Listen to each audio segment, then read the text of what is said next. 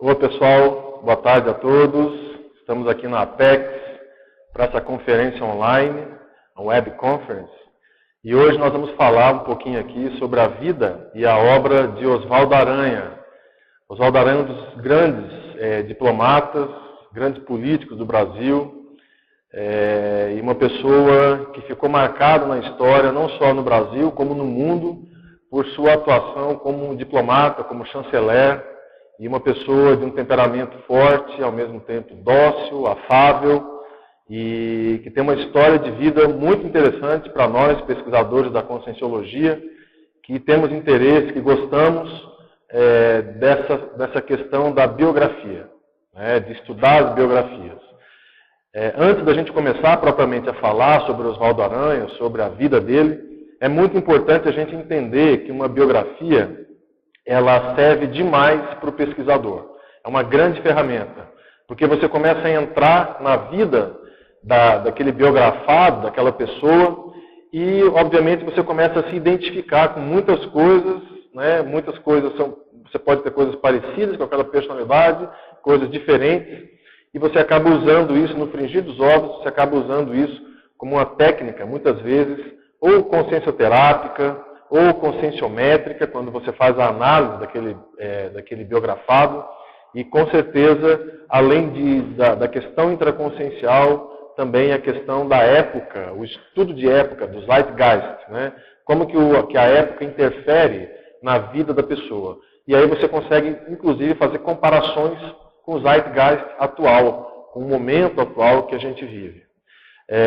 O Oswaldo Aranha, a gente, nesse tempo de pesquisa, eu estudo Oswaldo Aranha já tem quase 2 anos, e é sempre bom a gente deixar claro, né, que sob a lente da conscienciologia não existe celebridade, né, não existe personalidade que não seja pré-serenão, que não seja um rol de trafores e trafares.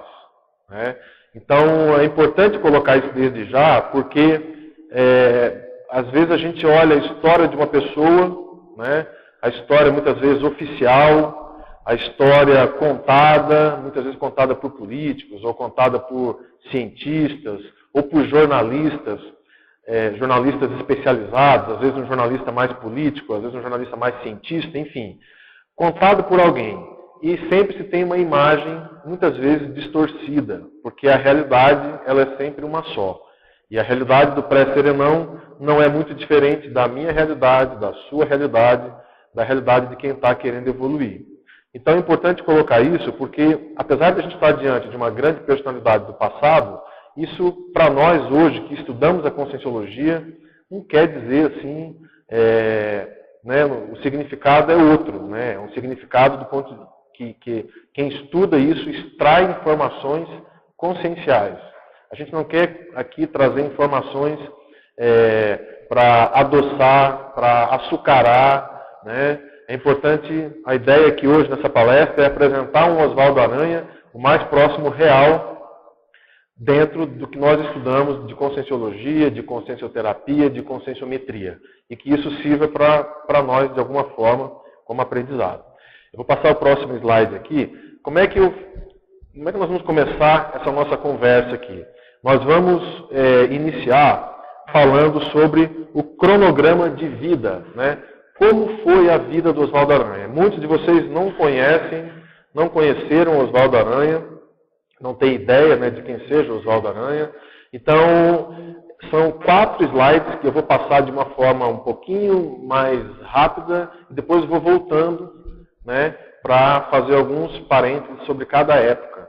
Eu aproveitei também para, em cada ano que a gente for destacar aqui, colocar algum comentário, né? Principalmente pela época que ele viveu. Oswaldo Aranha nasceu em Alegrete, no Rio Grande do Sul, no dia 15 de fevereiro de 1894. Tá? Ele era de uma família enorme, 21 filhos. E desses 21 filhos morreram 5. Tá? Então ficaram 16. E depois morreram mais tantos, no final das contas acabaram ficando 12. Então, ele era o segundo dessa família de 12 irmãos. E uma família muito grande, tinha uma estância no Rio Grande do Sul, nessa região de Alegrete, que na verdade Itaqui, que fica do lado de Alegrete, mas ele cresceu na região de Itaqui, nessa estância, com a família dele, essa família grande. A mãe tinha um passado mais ligado ao processo de baronesa, o pai era um chefe político, junto com Borges de Medeiros, então ele cresceu numa região, ele cresceu confortavelmente, não era nenhuma família assim milionária, os filhos, os outros irmãos, eles não estudaram fora, não tinha esse hábito, mas vocês vão ver mais para frente aí que ele acabou indo estudar fora. Aos 9 anos, ele foi internado num internato jesuíta, chamado Nossa Senhora da Conceição, em São Leopoldo, justamente para começar os seus estudos, porque na região onde ele morava não tinha muitos recursos. Aos 12 anos ele quase fica cego e ele precisa ir para Buenos Aires fazer um tratamento e acabou resolvendo o problema. Em 1906, ele então vai para o Rio de Janeiro estudar em colégio militar.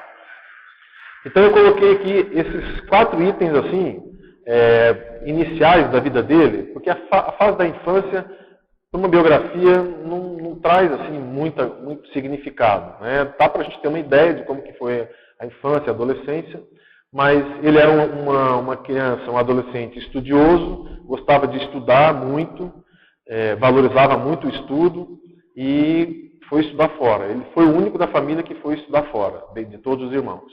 Em 1912 resolve fazer Direito. Então ele inicia o curso de Direito na Faculdade de Direito do Rio de Janeiro. Só que o que acontece? Em 1914 ele resolve interromper esse estudo de Direito dele e vai fazer uma viagem na Europa. Tá? Então ele viaja 4 meses, e fica na Europa, conhece a França, a Itália, e vai para vários países, e volta da Europa com uma certeza íntima, com uma autoconfiança, como ele mesmo descreve. Diz ele que ele se sentia moralmente o mesmo, porém com muito mais autoconfiança. E aí a gente faz um parênteses para fazer um paralelo também, por exemplo, com o Juscelino Kubitschek, que também, no final da faculdade de medicina, foi para a Europa fazer um curso, foi tímido, voltou mais forte, mais autoconfiante. E aí a gente começa a observar 2 situações muito parecidas, a do Oswaldo Aranha com a do Juscelino Kubitschek. Os 2 do interior foram morar na capital, o Juscelino em Belo Horizonte, o Oswaldo Aranha no Rio de Janeiro, e depois vão fazer uma viagem fora, o Juscelino de 4 meses, eu falei Oswaldo Aranha 4 meses, mas o Oswaldo Aranha foram 6 meses. Ele acabou ficando 6 meses na Europa. Mas períodos próximos. E esse período na Europa, para os 2 foi um upgrade, e isso é muito bem descrito na obra Viagens Internacionais, da professora Kátia Arakaki, onde ela coloca o que faz uma viagem internacional na cabeça de uma pessoa, a importância, né, de conhecer outros países, outras culturas, e com isso ganhar essa autoconfiança que os 2 descrevem, tanto o Juscelino quanto o Oswaldo Aranha. Bom, então ele interrompe esse curso de Direito em 1914, volta para o Brasil, dessa viagem à Europa, e continua o curso de Direito. E se forma em 1916. Vamos ver aqui o próximo. Ó. Bom, e aí então ele se forma em Direito e reencontra com a vida profissional e política. Belicismo e agitação. O que começa a aparecer aqui? Começa a aparecer uma mesologia, um meio, acho que foi uma a mais aqui, deixa eu voltar aqui. Aparece na vida do Oswaldo Aranha um meio... Oi? Não, tá, resolveu. Um meio, digamos assim, afim com a situação dele. Aqui eu abro um parênteses para comentar com vocês. Ele está automático, acho que ele está voltando.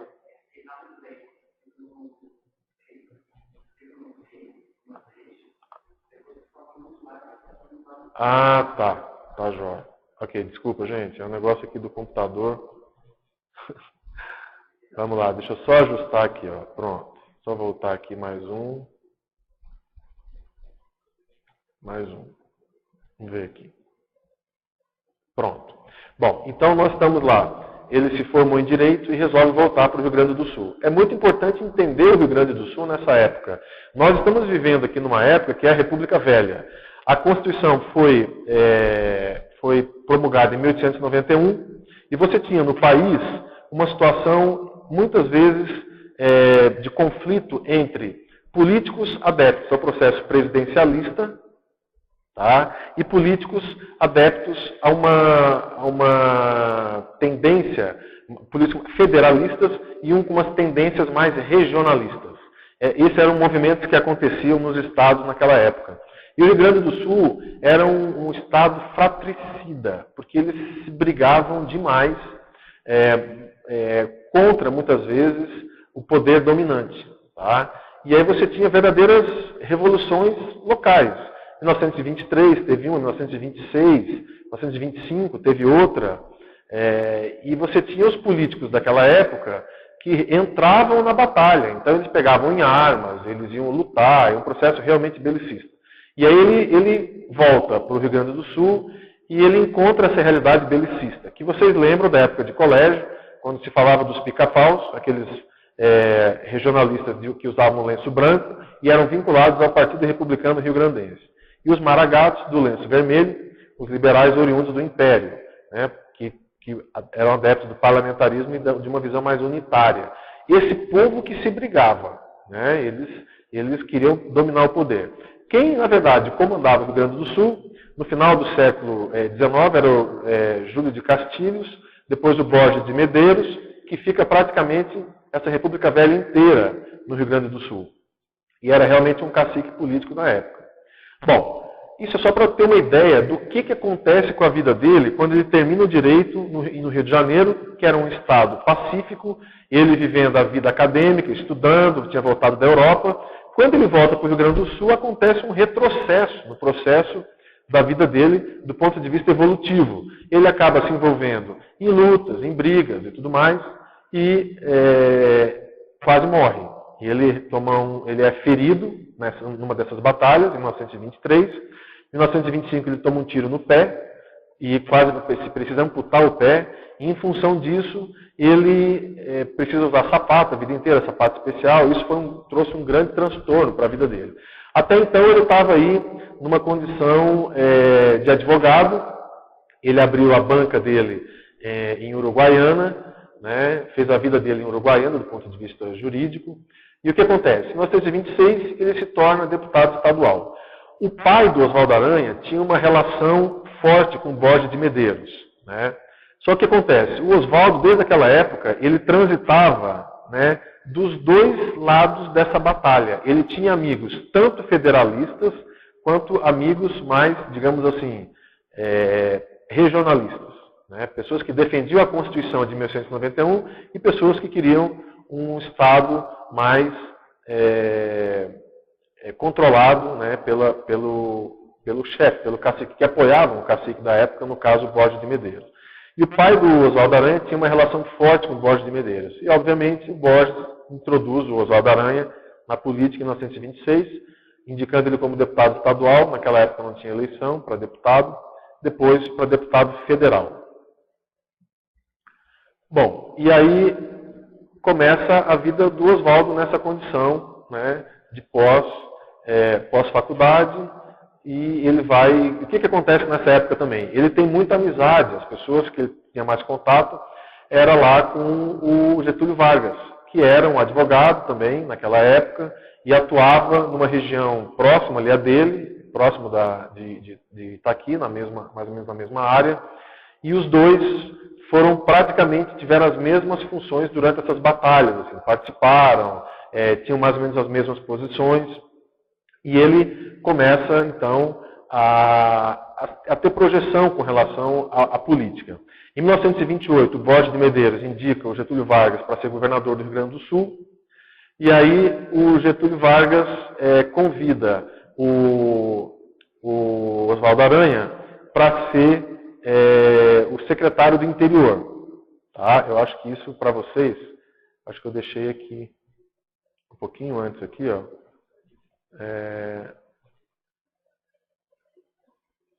Então, ele se torna o secretário de interior do Getúlio Vargas. Bom, ali começa uma relação. E aí que a gente abre um parênteses aqui, para contar o início dessa relação do Oswaldo Aranha com Getúlio Vargas.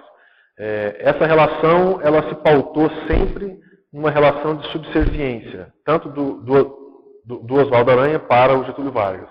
Getúlio Vargas era uma personalidade fortíssima, um troncudo, né, fechado, um político decidido, firme, e o Oswaldo, ele era uma pessoa mais extrovertida, mais afetiva, afetuosa, e meio que nesse processo, ele já, quando o Getúlio entra no governo, o Oswaldo Aranha, ele se posiciona já muito claro, numa relação chefe-subordinado, tá? Apesar de ser uma pessoa com muita energia, o Oswaldo Aranha. Bom, o que está acontecendo no Brasil nessa época? Ó, nós estamos mais ou menos com uns 15 minutos de conversa, já estamos acabando aí essa parte mais da história dele. Mas o que está acontecendo no Brasil nessa época? Havia na República Velha a relação de governo, né, que ficou conhecida como café com leite. O que era isso? Era uma alternância de poder. Ora Minas Gerais, ora São Paulo. Tá? Então, café de São Paulo, leite de Minas. O que isso significava? Que toda eleição, um desses estados indicava um presidente. Mas o que aconteceu quando Washington Luiz era o presidente do Brasil, né, no final da década de 20? Minas começou a se enfraquecer e São Paulo começou a ganhar força. Então, Minas ficou muito contrariado com essa possibilidade de São Paulo indicar novamente um presidente para fazer a sucessão do Washington Luiz. E aí, desse descontentamento, o Rio Grande do Sul surge como uma alternativa para se fazer uma força política paralela. Ao invés de fazer São Paulo com Minas, seria Rio Grande do Sul com Minas. E isso deu certo. Juntou Rio Grande do Sul, Minas Gerais e Paraíba. E aí começou uma articulação política forte naquela época para se indicar um novo presidente do Brasil. Bom, aonde que o Oswaldo Aranha entra nisso? Eu trouxe um livro aqui para vocês verem. Viu, Rodolfo? Como é que eu mostro aqui? Mostra aqui? Esse livro aqui, ó, chama... Põe assim? Bom, esse livro chama Oswaldo Aranha, A Estrela da Revolução. Tá? É um livro escrito pela Aspásia Camargo, João Hermes Pereira de Araújo e o ex-ministro Mário Henrique Simonsen. Tá? Isso para contar a história do Oswaldo Aranha. Por que a Estrela da Revolução? Porque foi ele que coordenou a Revolução de 1930. Ele que liderou essa revolução. Ele que montou toda a logística da revolução. Tá? Então, quer dizer, ele que organizou. E o que ele fez? Desde o início ele projetou o nome do Getúlio Vargas para ser esse próximo presidente, para tomar o lugar do Washington Luiz. Isso foi muito interessante, fazer uma análise conscienciológica desse processo político. Por quê? Ele vai e faz um auê danado, né? Faz uma baita de uma movimentação política no Brasil inteiro, inclusive uma movimentação bélica, consegue armas, envolve a família, faz realmente toda uma articulação política. Bom, quando chega em 1930, dia 3 de outubro, inicia a Revolução.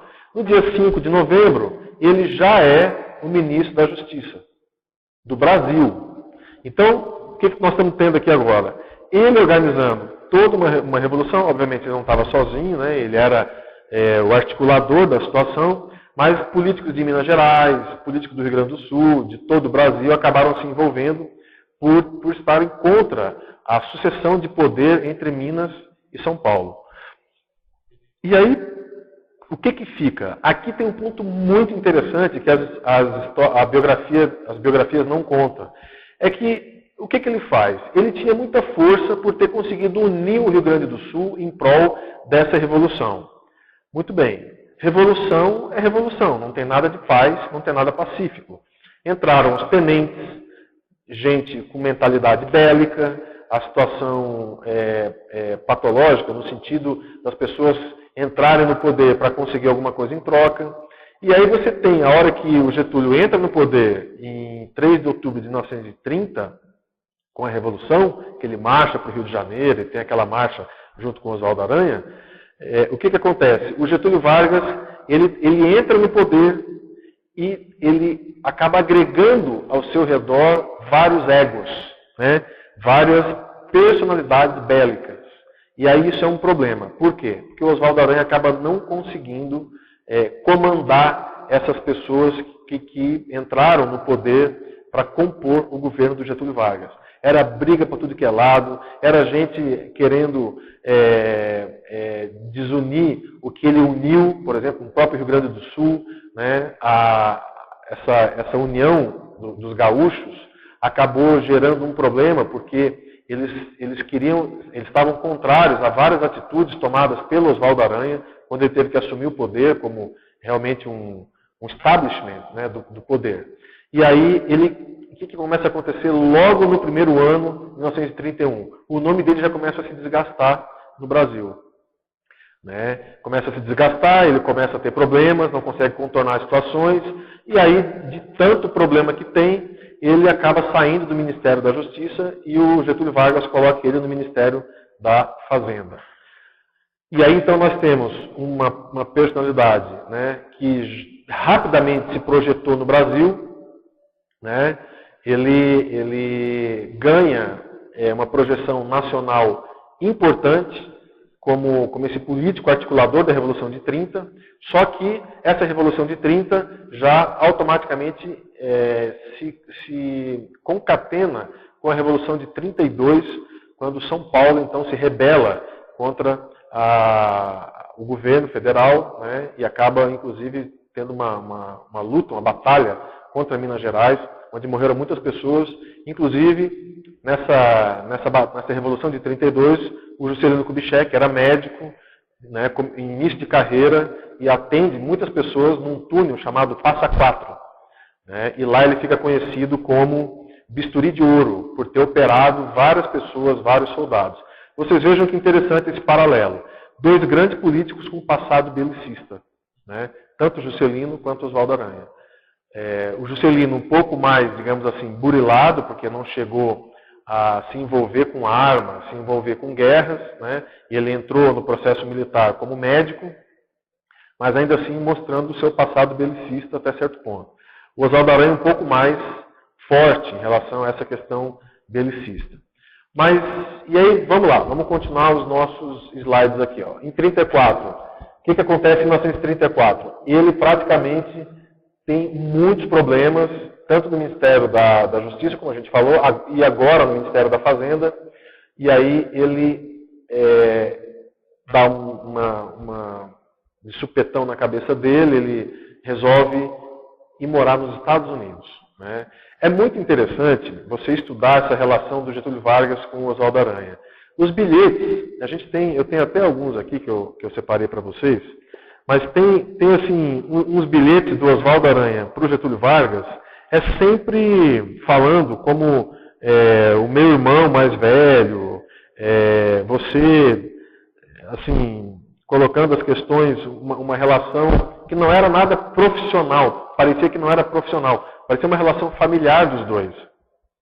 E isso foi até o final da vida.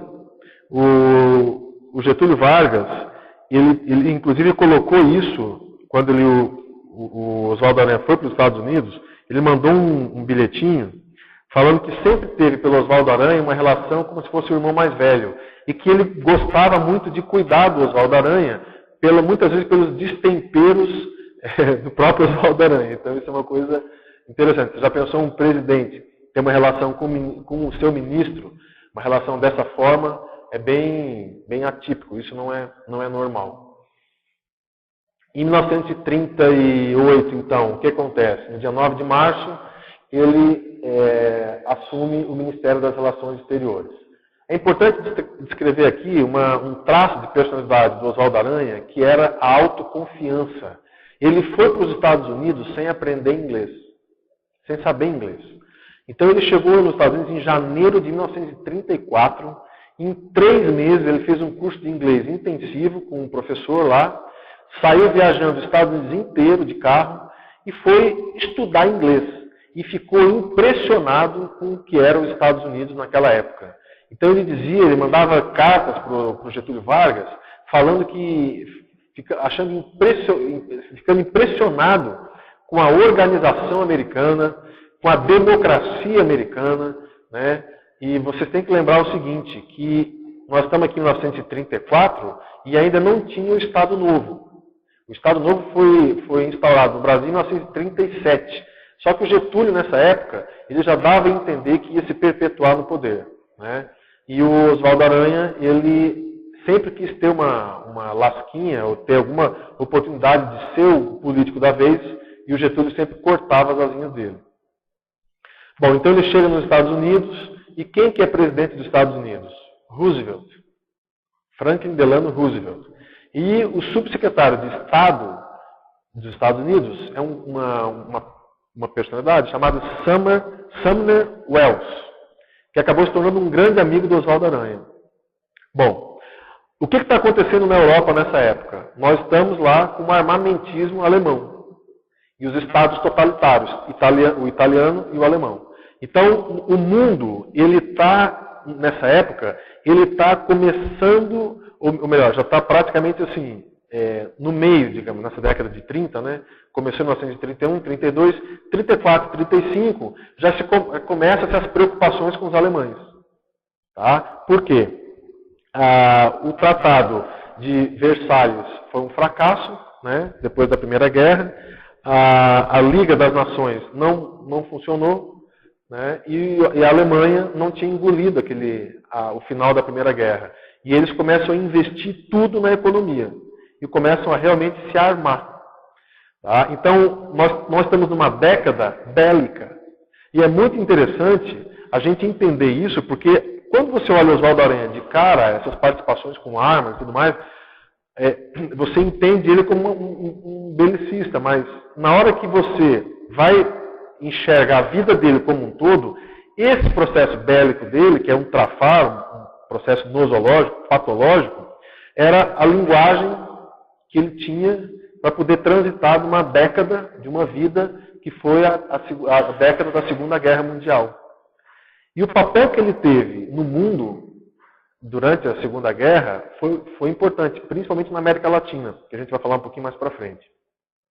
Então veja, ele vai como embaixador, depois de todas as confusões políticas no Brasil na Revolução de 30, né, as confusões de 32 a 33, no final de 33 ele se enche a paciência e ele não consegue mais ter força dentro do governo do Getúlio Vargas. E aí então ele vai para os Estados Unidos, se torna embaixador, e a mulher dele, do Oswaldo Aranha, a Vidinha, a Delminda, ela teve amizade com a mulher do Franklin Delano Roosevelt. As duas tinham essa afinidade. E o Franklin e o Roosevelt gostou muito do Oswaldo Aranha. Inclusive tinha contatos com o Oswaldo Aranha. O Oswaldo Aranha, por exemplo, teve contatos com o Disney, né, com Einstein. Então ele foi um cara que conheceu muitas personalidades famosas daquela época na função que ele desempenhava nos Estados Unidos. Bom, eu trouxe um fato aqui para vocês, importante, né? Quando ele assume o Ministério das Relações Exteriores, agora aqui no Brasil, né? Ele volta dos Estados Unidos em 38 e assume, é o chanceler brasileiro, né? O ministro das Relações Exteriores. E aí, o que está acontecendo no final de 1938? O Churchill ele já está totalmente antagônico, contrário ao Hitler. E a Inglaterra queria, dentro da política britânica, ser favorável à política do apaziguamento, que seria não declarar guerra de imediato à Alemanha e fazer com que tentar segurar o processo do poderio alemão pelo processo da paz, sem uma confrontação. E o Churchill não queria isso. O Churchill já era dessas duas grandes lideranças do mundo, uma patológica, que era o Hitler, e a outra dentro do processo mais benéfico, que seria o Churchill. Esses eram realmente as duas personalidades que se antagonizavam no final da década de 30, antes do início da guerra, que foi em setembro de 39. Então, enquanto o mundo está se armando e começando quase a explodir, que ele vem a explodir, né, em setembro de 39, nós estamos nessa criação de forças aí, né, na Europa, nos Estados Unidos, e o Brasil sempre seguindo uma tendência mais pacífica. E aí, o que está acontecendo nessa relação com os Estados Unidos? O Roosevelt está vendo que o Brasil declarou um Estado totalitário, que é o Estado Novo, em 1937. E aí, o que ele faz? Ele começa a ficar em dúvida em relação ao Brasil. Mas como eles conheciam Oswaldo Aranha desde 1934, quando Getúlio ele instaura o Estado Novo, né, e dá o golpe em 1937, os Estados Unidos começam a achar que o Brasil está se alinhando com a Itália do Mussolini e com a Alemanha do Hitler. E aí começa a boicotar, a haver problemas no Brasil. E aí, o que acontece? Eles chamam o Oswaldo Aranha para uma conversa, para uma chamada de Missão Aranha, em janeiro de 1939. E aí o Oswaldo Aranha vai, fica 2 meses nos Estados Unidos, leva empresários, leva várias pessoas para lá, justamente para quê? Para explicar para os Estados Unidos que o Brasil ele não tinha uma tendência fascista, apesar de ter um ditador. Então vocês olham, é uma situação assim, completamente absurda, né? Você tem Mussolini na Itália, você tem Hitler na Alemanha, no Brasil você tem Getúlio Vargas, mas o Getúlio Vargas é um ditador, mas não é ditador, como é que fica isso, né? Então era realmente um jogo de cintura muito grande, do ponto de vista diplomático, você sustentar essa tese nos Estados Unidos. Mas ele conseguiu se sair muito bem. Por quê? Porque ele conseguiu provar que o Getúlio Vargas era um ditador por ele mesmo. Que ele não seguia nenhuma corrente, nenhuma tendência europeia, né, de fascista. Só que olha a situação dentro do governo do Getúlio Vargas nessa época. Você tinha o Eurico Gaspar Dutra como ministro da Guerra, o Francisco Campos, que era o pai da Constituição de 37, conhecido como polaca, né, e que eram pessoas completamente germanófilas. Ou seja, por eles, nós já estávamos alinhados com a Alemanha há muito tempo. Então, o que isso significa? Que eles queriam comprar produtos da Alemanha, eles queriam ter parcerias estratégicas com a Alemanha. A Krupp, que era uma empresa alemã, né, que produzia material bélico, fornecia muitas armas para o Brasil. E aí, então, o Oswaldo Aranha, como ele tinha essa ponte forte com os Estados Unidos, ele conseguiu neutralizar os germanófilos. Ele conseguiu fazer com que o Brasil se alinhasse com os aliados, né, com os Estados Unidos, com a Inglaterra, com a França. Bom, e aí então, em 1939, em setembro de 1939, estoura a Segunda Guerra Mundial. Tá? E aí, olha que coisa interessante. Quem que é o nosso chanceler durante a Segunda Guerra Mundial? O Oswaldo Aranha. Ele tem um papel fundamental no mundo de defesa do Brasil, dos ideais democráticos. Então, vocês vejam, uma personalidade que participou de revoluções, de guerras e tudo mais, de repente aquilo tudo meio que não levou ele a muita coisa, ele precisa sair do país, e quando ele sai do país, que ele vai para os Estados Unidos, se abre um novo traço de personalidade dele, né, que é essa personalidade diplomática, essa situação, essa relação diplomática.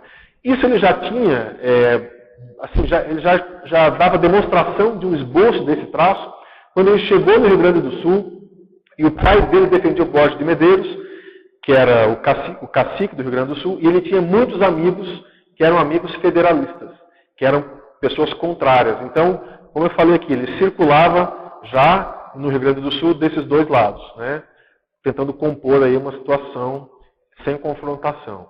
E esse traço de maturidade maior quanto à diplomacia dele vai se abrir mesmo quando ele vai morar nos Estados Unidos. E ele se torna uma personalidade muito respeitada no mundo, né, como um todo. Bom, nós estamos aqui em 1941, o Brasil entra na guerra, 7 de dezembro. 1943, eu coloquei essa informação, fundada a Sociedade Amigos da América, considerado o maior lutador pela liberdade. Então, em 43, ele é o chanceler, ele é um democrata nato, se define como um democrata nato, e ele é alinhado totalmente com os Estados Unidos, porém, uma personalidade que fazia um trabalho sensato. Por que eu estou colocando essa palavra sensato? Porque, por exemplo, você pega o Oswaldo Aranha e pega o embaixador na época da Argentina, É impressionante, nada contra os argentinos, mas impressionante a diferença. A Argentina totalmente pró-germanófila, né, pró-Hitler, tinha dificultava as reuniões que havia na América Latina. Os Estados Unidos queriam tinha uma estratégia que era uma estratégia de articulação com a América Latina para criar uma unidade de defesa, né, contra o comunismo e contra a Alemanha, enfim. E eles não conseguiam fazer isso na década de 30 porque a Argentina era um fator dificultador. E o Oswaldo Aranha não, ele era uma pessoa realmente, nesse aspecto, muito sensata, muito correta, muito coerente com as questões que envolviam a diplomacia internacional, que envolviam o Brasil. Vocês vejam que em 1943 já começam as articulações de Roosevelt para a criação da ONU. Tá? O Roosevelt manda um telegrama para o Getúlio Vargas, sondando o Getúlio sobre a ONU, convidando o Brasil para participar já, em 1943, da criação da Organização das Nações Unidas. Então vocês vejam, em 1934 começa a carreira diplomática. Bom, então nós aí estamos com 45 minutos de conversa. Eu estou vendo aqui que não sei se eu estou vendo certo, mas acho que não tem nenhuma pergunta até agora não, né? Não? Pode continuar? Onde é que eu vejo os participantes? Isso, tá, pronto. Bom, gente, então, onde é que nós estamos aqui? Nós estamos no início da Segunda Guerra, no final mais ou menos no meio da guerra, em 1943, a Alemanha já começa a dar sinais de queda. Aí eu até coloquei essa informação aqui, ó. Veja, olha só a situação. A Segunda Guerra termina em agosto de 1945, mas em fevereiro, Churchill, Roosevelt e Stalin se reúnem em Yalta para tratar do Conselho de Segurança da ONU. Quer dizer, a ONU já era algo praticamente estabelecido e já começava a se criar outras estruturas da Organização das Nações Unidas. Bom, então você tem de 1939 a 1944 um grande chanceler brasileiro, né, com uma atuação mundial, alinhado com os Estados Unidos e contra o eixo, né, já desde o início da década de 30. Então, o que eu costumo falar aqui nesse momento? É que nós devemos, do ponto de vista político, o Brasil deve muito às questões que envolveram a chancelaria internacional, que era capitaneada pelo Oswaldo Aranha, a essa lucidez. Quando a gente fala aqui, parece uma coisa rápida, né? Mas vocês imaginam a seguinte situação: os bastidores do poder de um país, no caso o Brasil, né? As forças políticas internas totalmente antagônicas. Você tinha o ministro da guerra alinhado com a Alemanha, né? Na década de 30. Então você fazer esse movimento, né, de conseguir fazer uma ponte forte com os Estados Unidos e conseguir alinhar o Brasil à democracia. Só que o que acontece? O Brasil era um país autocrata. Então, olha o que começa a acontecer na Segunda Guerra Mundial. Os pracinhas brasileiros atuando na Europa em prol da democracia, sendo que o país de origem deles era um país autocrata, tocado pelo Getúlio Vargas. E aí chega uma hora que essas incongruências, essas incoerências, colocam o Oswaldo Aranha realmente numa situação delicada. E aí, em 1944, a situação era tão difícil, tão complicada, que o chanceler brasileiro, o ministro das Relações Exteriores, é convidado, né, para criar uma associação, a Associação Amigos da América. Então ele vai nessa associação, né, como presidente da associação, e ele fica como presidente 1 ou 2 anos, depois ele é convidado para ser o vice-presidente, e aí em 1944, dia 22 de agosto, ele é convidado para essa palestra como vice-presidente da Associação Amigos da América. Ele chega lá e o Dutra e os ministros da guerra do Brasil mandam fechar essa associação. Né? Mandam fechar, e isso com o Oswaldo Aranha lá dentro. E aí ele pede demissão. e aí ele sai do governo de vez, né? Sempre que ele pedia demissão mais de 10 vezes para o Getúlio Vargas. Aí o Getúlio Vargas mandava uma carta para ele, falando que ele não podia sair, porque eles eram amigos e que tudo mais e tal. Então isso mostra também uma situação do Oswaldo Aranha de muitas vezes destempero. Tem uma história dele muito engraçada, que realmente é história de bastidor, né? Mas é muito engraçada. Ele era ministro da Fazenda, ainda lá do governo do Getúlio Vargas, 1932, 33, naquela época. E aí chega um ministro, vai conversar com ele no gabinete dele, e aí eles têm uma discussão e o Oswaldo Aranha fala, olha meu amigo, vai a M. Mandou o ministro lá a M. E o ministro ficou realmente muito chateado com aquela situação e foi conversar com o Getúlio Vargas. E chegou para o Getúlio Vargas e falou assim, escuta, olha, não dá, eu fui conversar com o Oswaldo Aranha e me mandou a merda, aquele lugar. Daí o Getúlio Vargas falou assim, ué, não vai? Então essas coisas assim, totalmente, parece que estava em casa, né? E aí às vezes perdia um pouco personalidade forte, muitas vezes destemperada, falava as coisas nesse ponto. Isso ainda, vocês vejam, naqueles anos de 30 a 32, 33. Ele realmente vai amadurecer quando ele encaixa no ego de diplomata, né? Quando ele vai morar nos Estados Unidos, ali muito da personalidade dele, então, se fixa dentro de um processo mais ponderado, mais moderado, diante da enorme responsabilidade que ele tinha por representar o Brasil nos Estados Unidos, que era uma potência, né, naquela época. Bom, em 1945 acaba a Segunda Guerra. Nessa época o Oswaldo Aranha ele é advogado no Rio de Janeiro, tem uma grande banca de advocacia, né, atuando lá, e fica realmente fora da política, né, fora do eixo mundial diplomático, atuando mais na vida profissional no Rio de Janeiro. Bom, o que acontece em 1947? O Oswaldo Aranha, ele é uma personalidade mundial, tá? Ele muito ouvido, muito admirado e escutado no mundo inteiro pela forma como ele conduziu a relação do Brasil com os Estados Unidos. Para vocês terem uma ideia, a CSN, a Companhia Siderúrgica Nacional, chegou no Brasil pelo trabalho constante, persistente da diplomacia internacional junto com os Estados Unidos. Por quê? O Brasil ele tinha um ponto estratégico no Natal. Os Estados Unidos queriam muito construir uma base em Natal. E o Oswaldo Aranha soube negociar isso muito bem, barganhar isso muito bem. E ele, então, nessa negociação, onde a base militar americana é construída em Natal, nós ganhamos vários investimentos no país.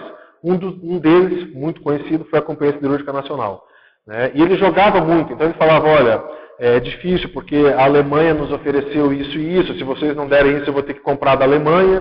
Então os Estados Unidos não podia, coisa de negociante, não podia aceitar, né, que o país se enveredasse para o lado alemão.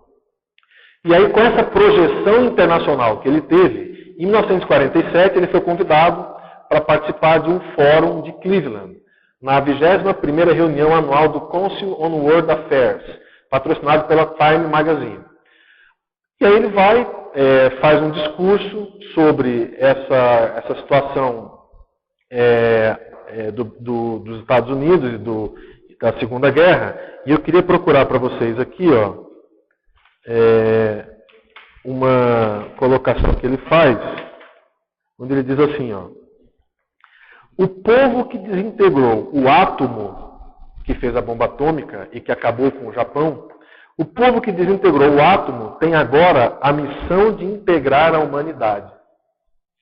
Então isso aí, assim, a forma como ele chega nos Estados Unidos, em Cleveland, que é um fórum mundial, e faz uma colocação dessa, teve muito impacto essa colocação dele. Então, o país que desintegrou o átomo agora tem que ajudar a unir a humanidade, né? Bom, ele vai para esse fórum em janeiro, e aí, lá, ele é convidado para representar o Brasil no Conselho de Segurança da ONU. E ele não só é convidado para representar o Brasil, como dentro do Conselho de Segurança da ONU, ele é eleito naquelas reuniões o presidente do Conselho de Segurança da ONU naquela época, no mês de fevereiro de 1947.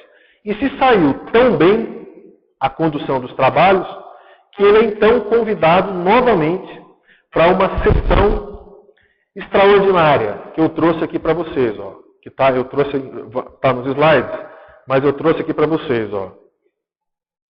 Dá para filmar aqui? Ele é convidado, então, para se tornar o presidente da sessão extraordinária da Assembleia Geral das Nações Unidas, que eu tenho aqui, ó, a ata dessa Assembleia. Então, o que ele diz aqui, ó? Foi criado, na verdade, aqui, né, nessa sessão extraordinária, o governo britânico solicitou essa sessão extraordinária justamente para inserir a questão da Palestina na segunda Assembleia Geral da ONU, que seria em setembro de 1947. E aí, o que eles recomendam aqui, ó?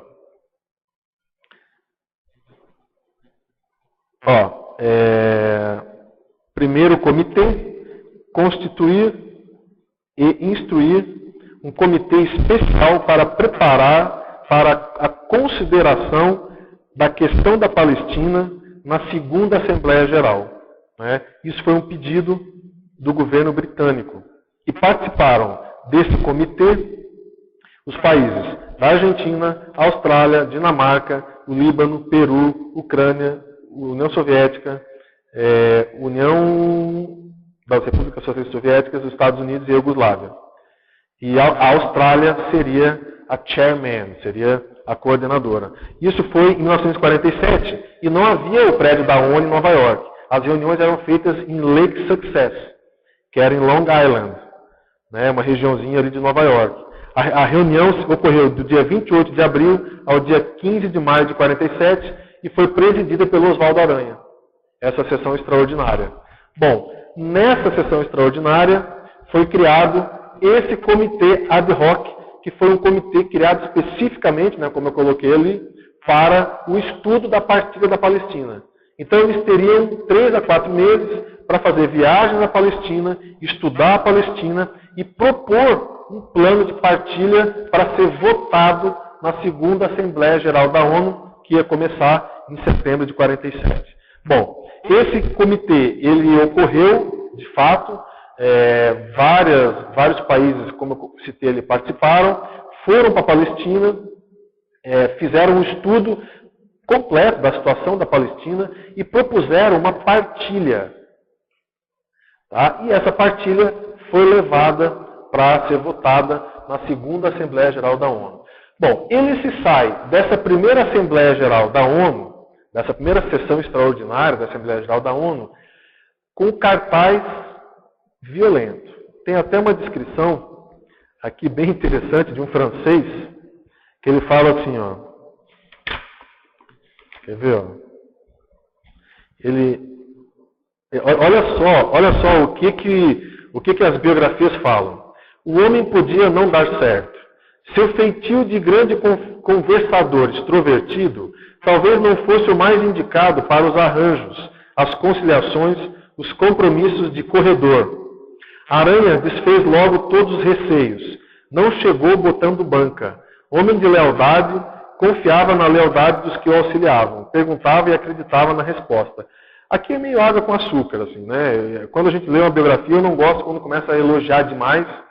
Mas nesse aspecto aqui, tinha uma condição importante aqui dele, que ele realmente, isso era um traço fardo dele, essa questão da extroversão e do jeito, às vezes, meio destemperado. E aí, aquilo que eu falei, quando ele chega nos Estados Unidos, isso é meio que ajustado na cabeça dele, e ele então realmente surpreende, né, o mundo com essa sua atuação na Assembleia Geral. Agora, eu queria ver se eu achava para vocês aqui, rapidinho, um comentário de um francês sobre a atuação dele. Aqui, ó. Estou certo, senhor presidente, de ser o intérprete da unanimidade dessa Assembleia. Deixa eu ver aqui, se é isso mesmo.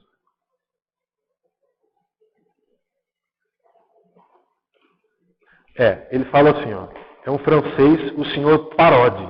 Estou certo, senhor presidente, de ser o intérprete da unanimidade dessa Assembleia. Da unanimidade compreendida desta vez no sentido mais completo, ao vos dizer quanto somos reconhecidos pela autoridade, simpatia e eficácia com as quais dirigiu nossos debates. Então, bem interessante, né? Como é que ele se saiu dessa primeira sessão extraordinária? E é dessa primeira sessão que o nome dele fica, então, entre os latino-americanos, como uma sugestão para ser o presidente da segunda Assembleia Geral da ONU. O que vem a acontecer em setembro, onde ele ganha uma votação meio apertada contra os Estados Unidos. Os Estados Unidos eram contrários ao nome do Oswaldo Aranha. Eles queriam um outro nome. Mas houve um lobby da América Latina e ele acaba, então, conseguindo se eleger presidente da segunda Assembleia Geral da ONU.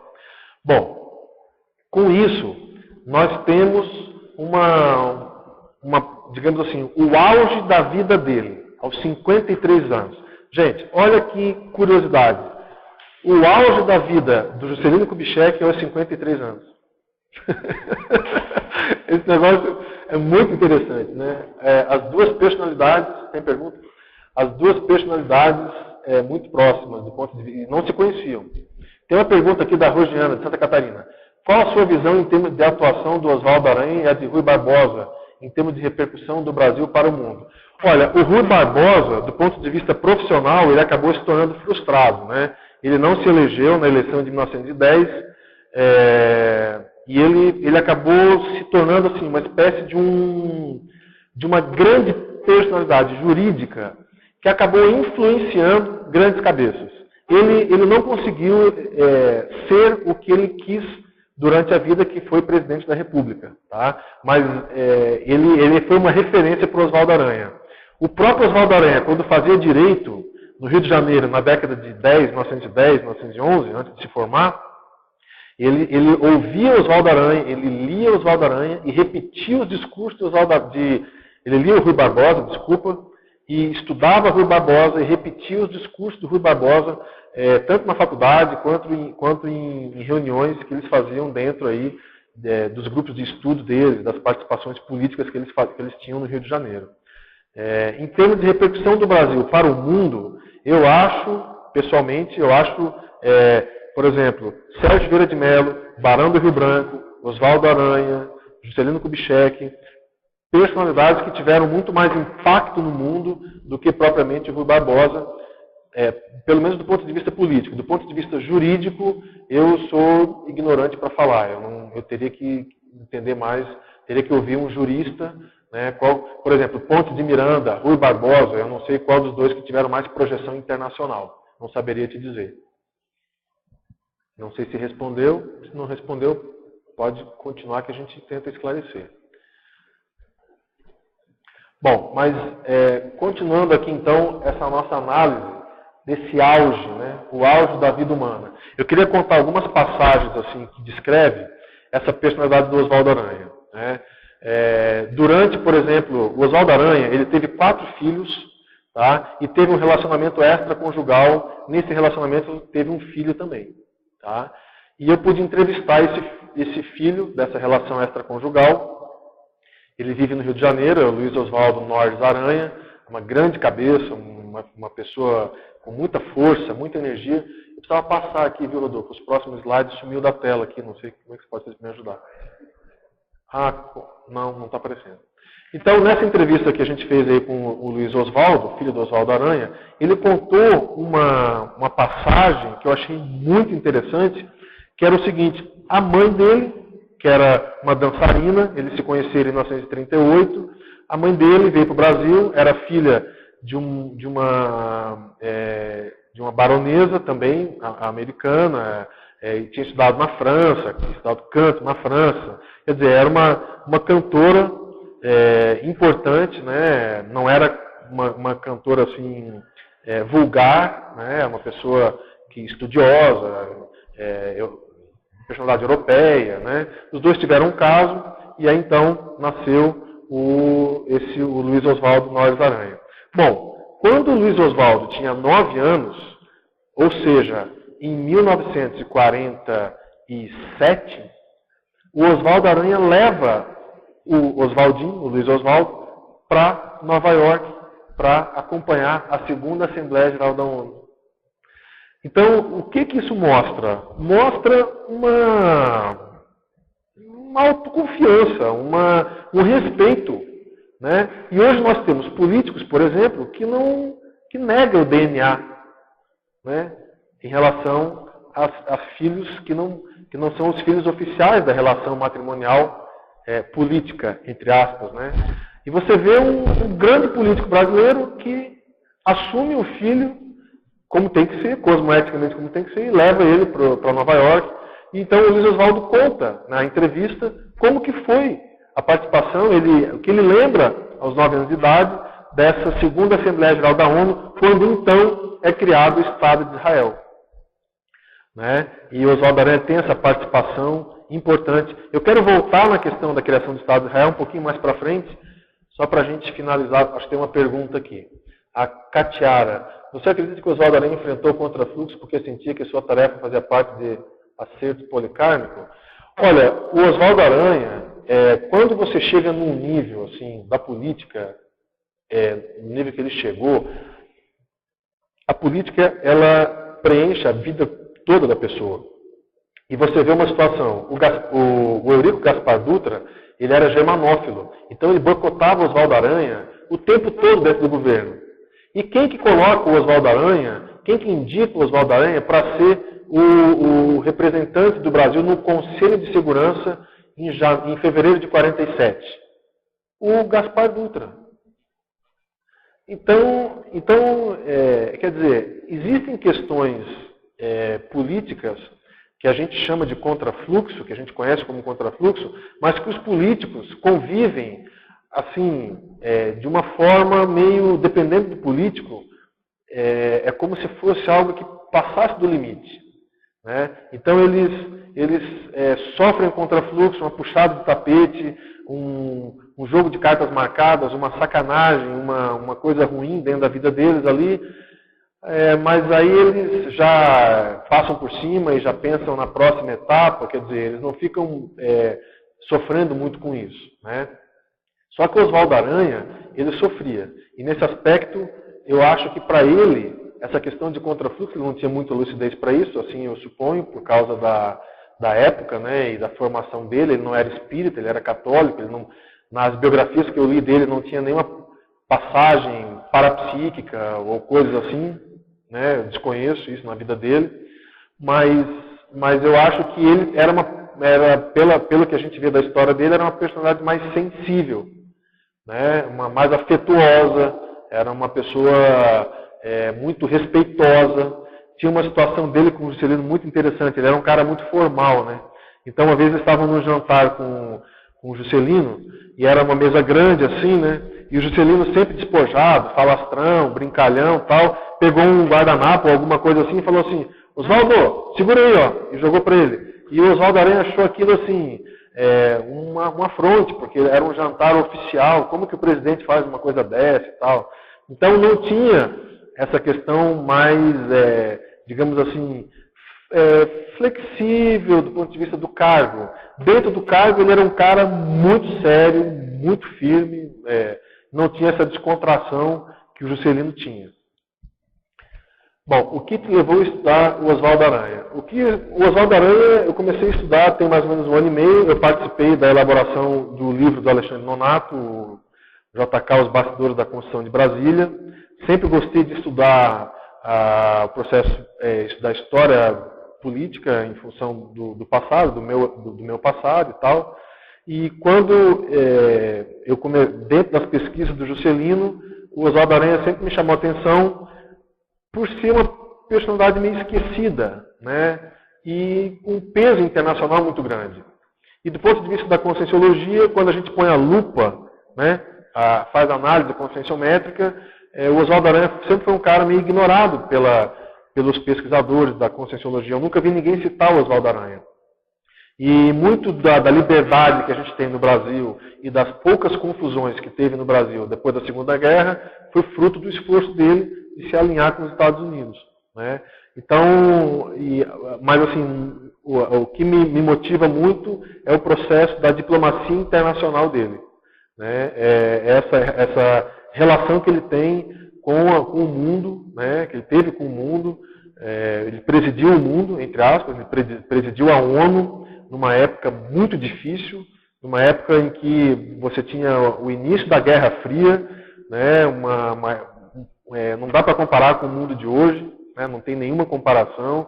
Era um mundo doente, né? Vindo de uma catarse patológica que foi a Segunda Guerra, milhões de pessoas morreram. Então eu trouxe aqui, inclusive, para vocês, o discurso dele de abertura da segunda Assembleia Geral da ONU, tá? E ele está em inglês, mas tem algumas coisas que chamam a atenção. Ele fala o seguinte, Our real agenda is a moral one. A nossa agenda é uma agenda moral. E ele fala isso depois da Segunda Guerra, né? Então, depois daquela matança toda que houve. Ele coloca outras coisas, que ele fala o seguinte, nós devemos acreditar no poder superior da razão e da inteligência das pessoas nos seus governos. Depois de uma experiência com a qual nós aprendemos que não podemos perecer. Né? Então, é um discurso baseado no processo da paz. E isso eu acho que tem que ser destacado, porque ele fala o seguinte, ele fala que a paz definitivamente está surgindo de condições materiais e morais muito mais evoluídas a partir do final da Segunda Guerra. Pra você ter uma ideia, gente, eu tenho uma revista de 1947, uma revista americana, com uma propaganda falando da importância da indústria americana estar atrelada ao processo bélico. É uma propaganda. Que agora as indústrias de carro dos Estados Unidos deram lugar à criação de grandes armas para dar força aos nossos heróis. Então vocês olham o que a gente está falando. Olha o zeitgeist. Olha o espírito da época. Olha aquele momento. Então, naquele momento, você tinha que contar com pessoas que tivessem lucidez na cabeça, que tivessem luz, razão. Porque o mundo estava entregue, na década de 30, estava entregue a um processo completamente patológico, doentio. Não era um nem dois países, eram vários. Japão, Estados Unidos, Rússia, Itália, né, Alemanha. Estados Unidos não, né, mas a própria Itália, a Alemanha. Então, tinha que contar com isso. Vamos continuar um pouquinho mais aqui. Nós estamos chegando no final da vida humana dele. Tá? Então, bom, ele é esse grande embaixador brasileiro. Né? Ele preside, então, a segunda Assembleia Geral da ONU. Essa segunda Assembleia é impressionante, porque se vocês forem pensar, uma das coisas mais doentias que tem no mundo é o Oriente Médio. Não sei se vocês concordam com isso, né? E aquela pergunta que a Catiara fez, né? O que me levou a estudar Oswaldo Aranha, também envolve o processo judaico. Né? Eu tenho uma relação, não direta, mas assim, uma relação com o processo do judaísmo, mas por um interesse de estudo mesmo, pelo processo familiar e tal, mas minha família não é uma família judaica. Mas me despertou muito interesse para estudar um câncer que a gente tem no mundo. Né? Poxa, a gente está tão bem aqui, né? Cada um com a sua vida profissional, a vida mesmo consciencial, com muitos desafios intraconscienciais, e eu passava completamente à parte do Oriente Médio. Eu não sabia o que acontecia lá. Eu só sabia que se matam há séculos. Mas por quê? O que acontece que as pessoas se matam tanto, né, no Oriente Médio? O que acontece lá? Sabia que tinha fanatismo religioso e tudo mais, mas tive interesse de conhecer um pouco mais a fundo sobre essa situação de Israel e propriamente da Palestina. E aí pude, através dessa pesquisa do Oswaldo Aranha, através do estudo da personalidade dele, inevitável você vai esbarrar na segunda Assembleia Geral da ONU, que é a criação do Estado de Israel. E aí você vai entender por que se chegou na criação do Estado de Israel. Então, por exemplo, só para dar um exemplo aqui, judeu é diferente de sionista. Eu não sabia o que era o movimento sionista. O movimento sionista foi um movimento criado por Theodor Herzl no final do século XIX, 1894, 1895, onde teve o primeiro encontro sionista. E muito desse encontro ganhou muita gasolina pelo famoso caso Dreyfus, que vocês veem o professor Valdo falar muito aí na tertúlia. O caso Dreyfus, que foi um capitão da Armada Francesa, que ficou preso por um erro jurídico, e considerado antissemita e com tempero racista, e isso foi descoberto, e aí você tem um movimento social na França que incendiou essa questão, a favor dos judeus e contra essa condição toda que foi estabelecida contra o capitão Dreyfus. E aí esse movimento sionista era o quê? Nada mais do que um movimento em prol da criação de um Estado judeu. Tá? Então, nem todo judeu é sionista. Isso é uma questão importante. E aí, o que acontece? O Oswaldo Aranha, ele acaba se tornando uma personalidade super respeitada no Estado de Israel. A Segunda Assembleia Geral da ONU, ela promove a partilha da Palestina, e dá um prazo até 1º de agosto de 1948, mas aí, o que acontece? Aí entra Israel e acontece a Primeira Guerra, que é digamos assim, a primeira grande guerra, entre judeus e palestinos, que acontece em 1948. Os bastidores dessa história é uma situação bem complicada, bem complexa, porque tanto árabes quanto palestinos se consideram donos daquela terra em função do passado religioso.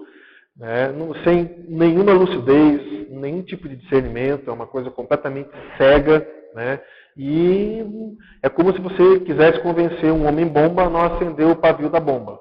Quer dizer, você não tem interlocução, não tem razão, não tem lógica para se conversar. E aí esse fanatismo, tanto de um quanto do outro lado, leva a essas enormes disparidades políticas, religiosas que acontecem entre palestinos e judeus. Bom, e aí a Segunda Assembleia termina com essa partilha, que não acontece da forma como foi prevista, e aqui, nesse comitê, o comitê ad hoc, tem um mapa aqui que eles sugeriram, como que seria, inclusive, as fronteiras de Jerusalém, como é que seria a divisão de Jerusalém, como que seria, qual o percentual de terras que seria de Israel, qual o percentual que seria da Palestina. Tudo isso foi proposto, foi levado, foi votado na Segunda Assembleia Geral da ONU. Bom, e aí, o que acontece? Acontece que o que a ONU propôs não foi muito bem levado adiante da forma como foi previsto. Então, a gente chegando aqui no final da vida dele, em 1953, o Getúlio Vargas está muito descontente com o ministro da Fazenda dele, chama de volta o Oswaldo Aranha vai. Não é engraçado isso? Quer dizer, era uma ascendência impressionante, o Getúlio Vargas com o Oswaldo Aranha. E aí ele vai, atende o pedido do Vargas e assume o Ministério da Fazenda, fica um ano, praticamente. Em agosto de 54, o Vargas dessoma, suicida, e aí ele de vez se afasta da política.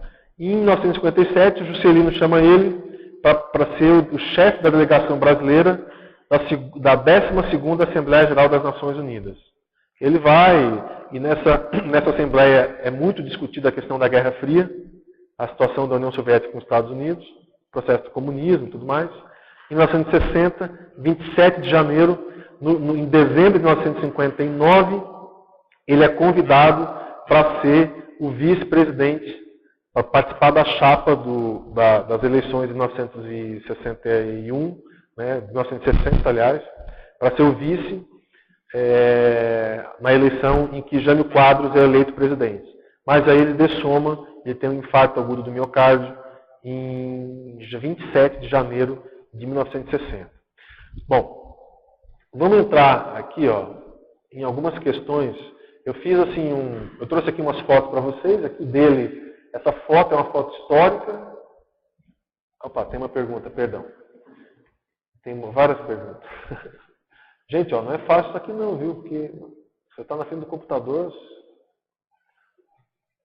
Bom, o Rodolfo está perguntando aqui, ó. Se Oswaldo Aranha tivesse tido uma ProEx, ele teria sido completista? Olha, assim, ele foi uma grande personalidade. Ele executou um trabalho, do ponto de vista político internacional, um saldo muito positivo, no meio daquela loucura que foi a década de 30 e o início dos anos 40, durante a Segunda Guerra. E ele conseguiu, e não só aquela loucura externa, como a loucura interna do governo do Getúlio Vargas, né? Ele teve que se manter dentro daquela situação toda. Então eu acho que se ele tivesse uma ProEx, que eu não saberia te falar, provavelmente ele não teve, né? Não tinha...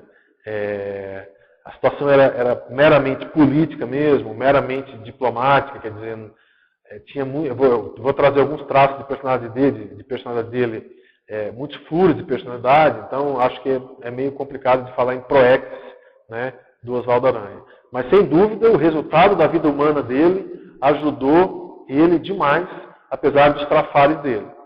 Isso foi até uma pergunta que eu fiz para o professor Valdo recentemente sobre os mecanismos de compensação quando você tem uma personalidade complexa, mas os resultados do teu trabalho são resultados extremamente assistenciais num saldo da vida humana. Então, obviamente, isso acontece, essa via de mão dupla, né? Tanto os movimentos intraconscienciais quanto saldos do seu trabalho assistencial. A Mary do Rio de Janeiro está perguntando, todos nós temos acertos policármicos, não é mesmo? Não tem dúvida disso, né? Eu acho que a sua pergunta é muito importante, porque ela abre a possibilidade de fazer cada um refletir sobre o seu papel no mundo, e não no bairro, né? Qual que é o meu papel no mundo? Não é megalomania pensar isso, não. Os acertos policármicos, que envolvem grupos, né? Chega um ponto, você começa a fazer TENEPS, começa a ser menos egoísta, começa a conseguir pensar um pouco mais na sua família, assistir o seu grupo Karma, e você começa a ter sucesso, a ter êxito na assistência ao seu grupo Karma, você inevitavelmente vai chegar no polikarma. Mas eu acho que isso é muito esforço, né? Eu acho que o acerto grupo kármico, ele vem antes do acerto policármico, na prática. A prática assistencial, eu acho que ela acontece de uma maneira muito matemática. Você precisa se resolver, se acertar, se ajustar, né, através de uma auto-organização mais férrea, mais séria, através de priorização prática do estado vibracional, aprendimento teático da desassimilação, da desassim, desenvoltura quanto às questões de autoconsciência e terapia, quer dizer, a flexibilidade de você saber quando você está errando, quando você está acertando. Então, isso constrói dentro da personalidade uma estrutura de autoconfiança maior. Eu acho que a gente só chega no polikarma com um processo de autoconfiança mais sedimentado. Do contrário, a gente fica preso às questões egokármicas e grupo-kármicas até poder superar, se libertar para algo mais policármico.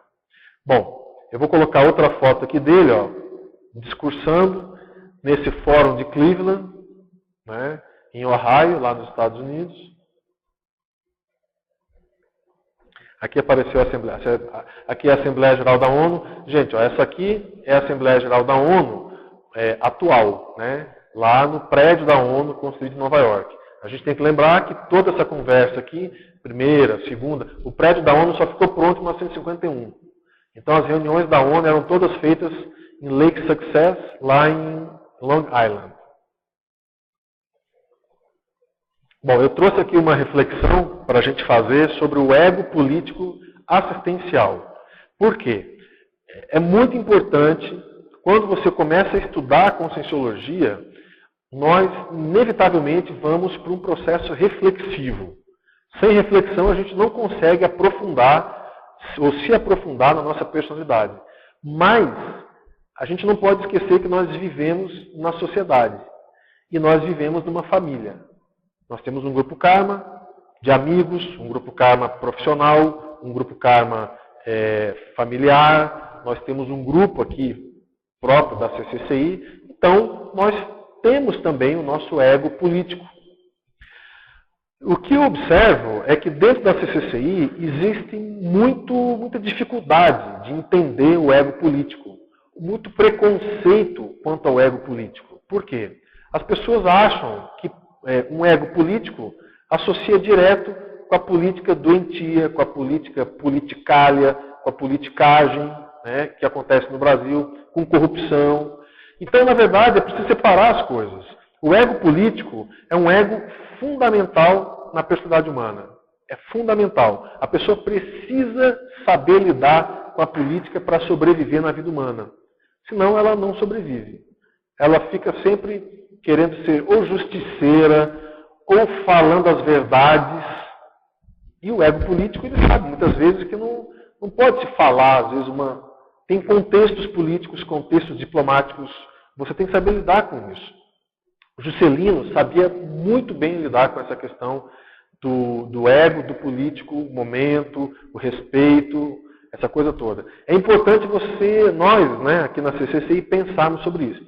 Então eu trouxe aqui, todo o ego político, por outro lado, né, por que as pessoas têm essa dificuldade? Por causa das tendências do ego político. Tendência de pensar somente em si, ou na projeção do seu nome, buscar votos, ou seja, aprovação, pose para foto, opinião pública. Então a pessoa se pauta as suas decisões muito baseado na opinião pública e não no autodiscernimento. Então vocês vejam, por exemplo, uma pessoa que fica ligada a uma outra ditadora, né, no caso Oswaldo Aranha com Getúlio Vargas. Getúlio Vargas é um ditador que tinha todo mundo nas mãos, né, controlava o governo com a mão de peso, mão de ferro. Então, essas pessoas, era difícil se pautar por elas próprias. Né? Quando você tem um sol, né, todo mundo que chega perto é sombra. Né? Você tem uma estrela, quem orbita do lado é satélite. Né? A professora Kátia que fala, os carneiros, Kátia Arakaki. Então, quer dizer, é muito importante saber que a conscienciologia agrega o valor do autodiscernimento à consciência. Então agora, por exemplo, nesse caso, e eu dei um caso aqui de político, mas pega na sua empresa, por exemplo, todo mundo tem um chefe. Né? Como é que é? Tudo que teu chefe fala, você engole? Você se pauta só pelo que o seu chefe te fala? Né? Você não tem o seu pulso, a sua decisão, a sua cabeça, o seu autodiscernimento. Então, o momento é para o uso do autodiscernimento. O uso da razão, pautada na reflexão. E isso, muitas vezes, o político não tem, porque ele se pauta na opinião pública. Olha o nosso caso aqui da nossa presidente, né? Que é a favor do aborto, mas não é mais, depois volta a ser, mas depende, pode ser que eu seja, pode ser que não. Sei lá o que eu sou, o que eu quero, o que eu penso. Né? Então, quer dizer, isso é opinião pública. Não vai dar voto, então muda a tua opinião. No pouco cosmoético, o hábito de escorregar para não compreender uma verpão que ele mexe nas estruturas intrapsíquicas. Então, por exemplo, uma coisa que é muito importante, é o processo da autoconsciência terapia. As pessoas não conseguem evoluir se não olhar para os seus abscessos, para o seu próprio pulso, porque tem de ruim. Não adianta criar um mundo de Cinderela, né? E ficar olhando só para os trafores é muito bom. Mas se você não trabalhar os seus trafores, a coisa não vai andar. A coisa vai travar. E qual que é a grande questão aqui?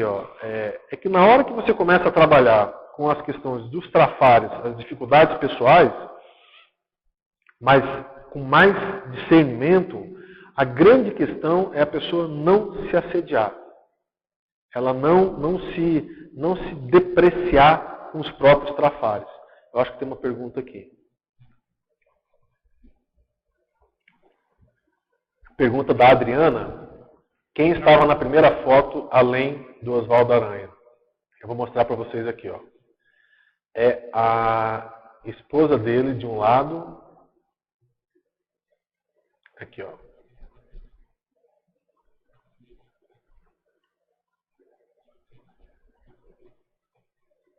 Essa aqui é a Vidinha, a esposa dele.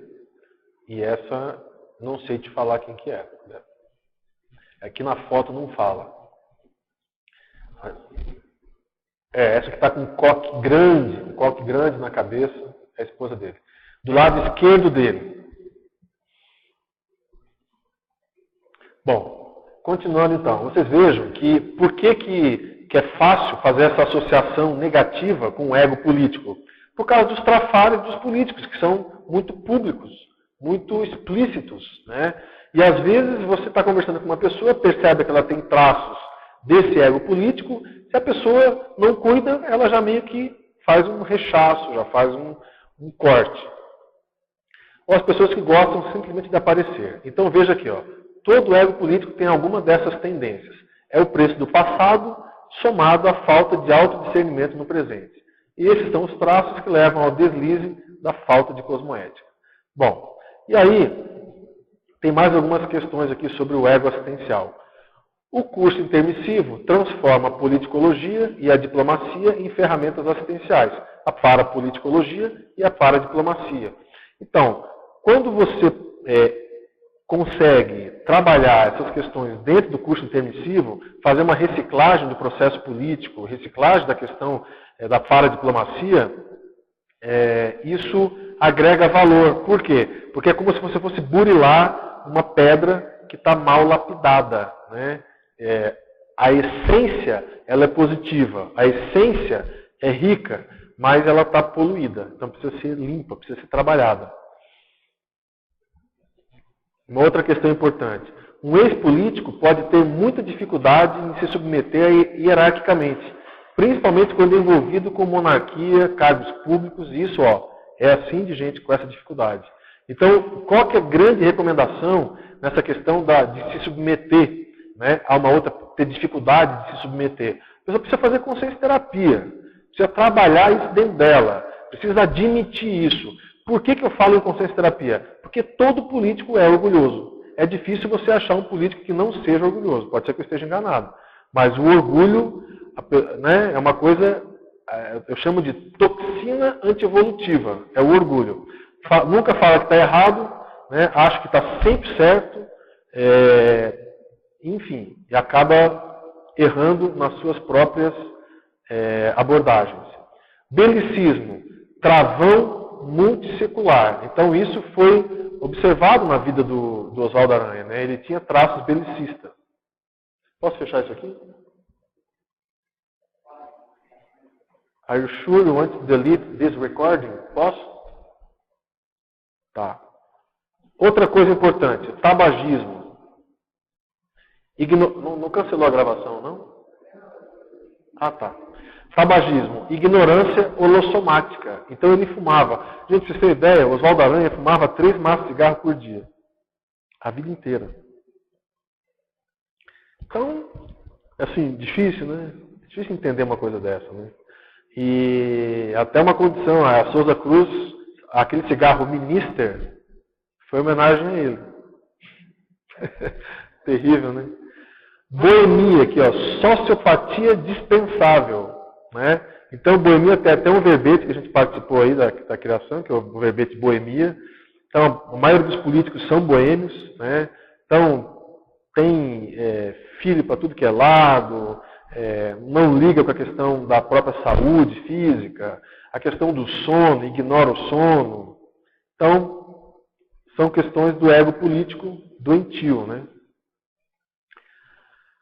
Muitas outras questões dá para a gente trabalhar essa questão. Por exemplo, técnica para uso cosmoético do ego político. Utilizar o processo político para o estabelecimento de rapport com seu público-alvo. Então, por exemplo, 100% da CCCI, das pessoas que estudam conscienciologia, ou estão com o passado ligado ao belicismo, às artes, à religião ou à política.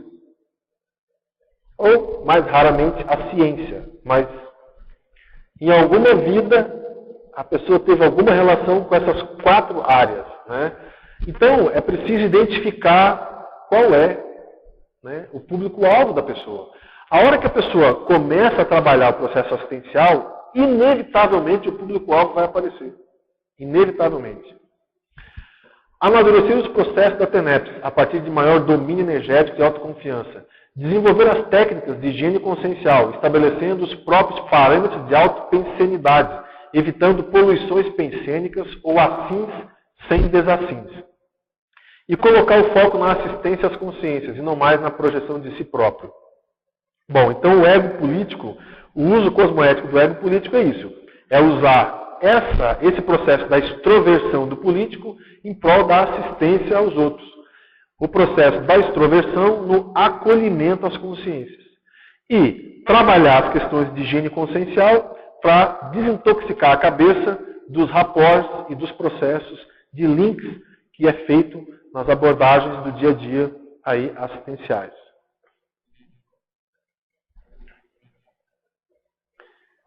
Técnica interassistencial ao público-alvo. Então, por exemplo, na qualidade de ex-político, ex-artista, ex-religioso ou ex-belicista, quais são os principais mata-burros destas personalidades?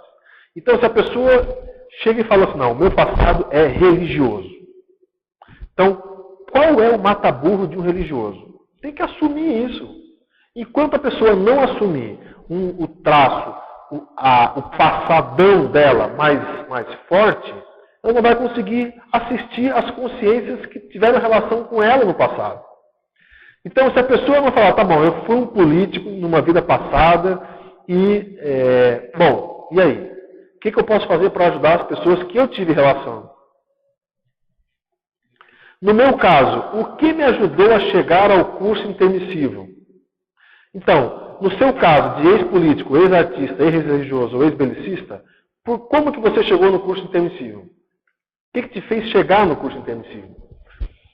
Qual curso, livro ou artigo eu poderia oferecer de chamariz assistencial ao meu público-alvo?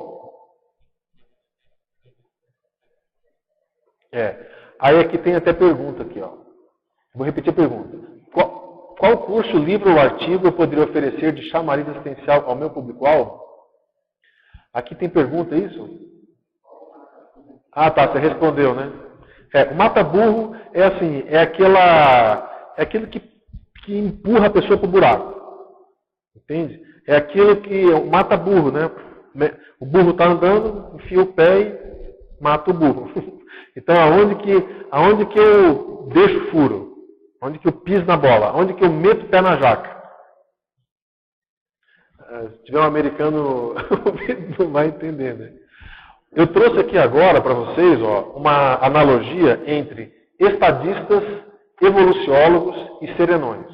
Tá? Isso eu tirei a análise aqui. Estadista intrafísico e evoluciólogo é de uma pesquisa, é uma hipótese, tá? Que a gente vem fazendo dentro do estudo da higiene consciencial. Qual que é a ideia? A pessoa começa a aplicar a higiene consciencial, começa a ter uma referência de si própria mais homeostática, uma referência mais positiva, naturalmente ela começa a se relacionar melhor com os outros. Então ela facilita as relações humanas, a partir de uma melhoria íntima da própria cabeça. Bom, e aí eu fazia sempre uma análise do estadista intrafísico, o político ou o diplomata, com o evoluciólogo. E agora eu acrescentei o processo do serenismo a partir do livro Homo Sapiens Urbanizados, onde o professor Valdo faz uma analogia entre o evoluciólogo com o paradireito e o serenão com a parapoliticologia, tamanha a importância do processo da parapoliticologia, que é um trabalho totalmente vinculado aos serenões, à atuação dos serenões. Então vocês vejam aqui, o estadista intrafísico, né, ele pode ser um político ou diplomata. Ele tem visão internacional, ele prioriza a nação, ele usa a legislação nacional e internacional, o foco dele é intrafísico, ele consegue pensar acima dos partidos, porque quando a gente fala em estadista, a pessoa está pensando no seu estado, né? O estadista. Ele está além do partido, né? Então, um político que fala só no próprio partido, no próprio curral eleitoral dele, na região eleitoral, ele não é estadista, ele é um político mesmo. Então, nós estamos falando do estadista, aquele político que extrapolou a condição de político, que extrapolou a condição natural de um político. Está acima dos partidos, ele valoriza nomes, brasões, condecorações e, no caso do diplomata, ele é especialista em relações internacionais. Um político estadista também é especialista em relações internacionais, ele acaba tendo que desenvolver relações no mundo inteiro. Bom, o evoluciólogo é especializado no para-direito, né? Ele tem relação com o para-direito. Aí vocês vejam a comparação, ó. Enquanto o estadista tem a visão internacional, o evoluciólogo tem a visão multidimensional. E aqui, como hipótese, a gente colocou o serenão com a cosmovisão, né? O estadista prioriza a nação, o evoluciólogo prioriza além das nações, porque ele prioriza grupos evolutivos, e o serenão, prioridade cósmica, a visão interplanetária. E aí são várias as analogias, a gente deixou aqui para vocês. Eu coloquei aqui como hipótese o serenão, especialista em pensenologia, porque ele domina o processo total da pensenidade, né? Seria o ácume do domínio da pensenidade. E uma coisa interessante também é que enquanto o diplomata, o político, gosta do brasão, da condecoração, do nome, o evoluciólogo, ele pensa em conquistas íntimas, energia e completismo existencial. Quer dizer, adianta você ter um brasão, você ganhar um diploma de cavaleiro da ordem do governo francês. O que você vai fazer com isso? Vai deixar no túmulo. Então isso, obviamente, extrafisicamente não tem significado nenhum. Então o evoluciólogo ele vai valorizar a conquista íntima, a mudança de energia, o completismo existencial, a mudança de patamar evolutivo. E o serenão, ele trabalha com a evolução do outro, né? Dentro da nossa hipótese aqui. Então, já chegou num ponto onde a evolução dele, né, ficou secundária, né? A evolução do outro, a evolução do grupo é que precisa ser feita para que ele possa evoluir mais ou alcançar novos patamares evolutivos. Bom, eu trouxe aqui também algumas outras fotos. Essa aqui é aquela sessão extraordinária que aconteceu em abril de 47, que foi decidido por um comitê que nessa assembleia, primeira assembleia, né, extraordinária, foi decidida a criação de um comitê ad hoc, que é um comitê criado justamente para isso, né, ad hoc, que era para estudar o processo da partilha da Palestina. Bom, gente, eu trouxe aqui, ó, essa é uma foto que vocês não vão ver, assim eu suponho, né, em lugar nenhum, porque essa foto é uma foto original que tive a oportunidade de comprar em Nova York, agora no mês de junho. Essa foto é uma foto da ONU. Isso aqui eu escaneei para vocês. Tá? Esse Yours Sincerely é uma foto autografada pelo Oswaldo Aranha. Isso aqui é um autógrafo, tá? De 1947. E nós conseguimos comprar a coleção completa de todos os presidentes das Assembleias Gerais da ONU, de 1947 a 1979. Então é bem interessante. E eu trouxe aqui para vocês mais, assim, para vocês terem uma visão, né, do Oswaldo Aranha na mesa de trabalho dele, lá na Assembleia Geral da ONU. Uma foto original. E eu acho que basicamente era isso. Tem mais uma pergunta?